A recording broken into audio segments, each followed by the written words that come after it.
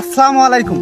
কৃষক বাঁচলে বাঁচবে দেশ, বাঁচবে সোনার বাংলাদেশ, এই কথাটা শুধু মুখে মানায়।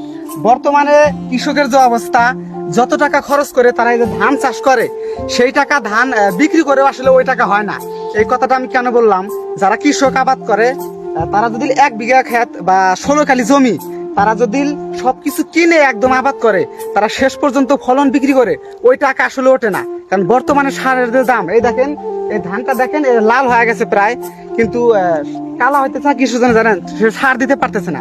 তো আমি একজন তার কৃষককে জানাবো, দাদা, বর্তমানে যে আসলে ধানের যে দাম আর যে ওষুধ পানির যে দাম, এ টাকা দিয়ে আসলে কি ধান চাষ করে কৃষক কি উন্নতি হইতেছে? না না, 20,000 টাকা যায়, 1 বিঘাতে 20,000 টাকা খরচ যায়। খরচ যাওয়ার পরে ওষুধ সার এগুলো তো পাওয়া গেছে না। আর এবার তো সিজন দেখা যাচ্ছে ধান বেচা 20,000 টাকা উঠবেই না। ধান বেশেও মনে করেন 20,000 টাকা তোলা যায় না, কিন্তু খরচ যাইতেছে আরো বেশি। তার মধ্যে আবার সার পাওয়া যাইতেছে না, ওষুধ পাওয়া যাইতেছে না।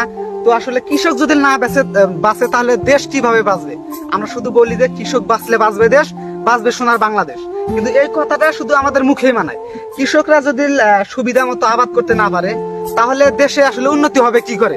তো আমার এই ভিডিওটা যদি কোনো কৃষি অফিসারের কাছে যায়, কোনো উপরের কর্মকর্তার কাছে যায়, তারা দয়া করে এই বিষয়টা একটু দেখবেন, যাতে কৃষক ঠিকঠাক মতো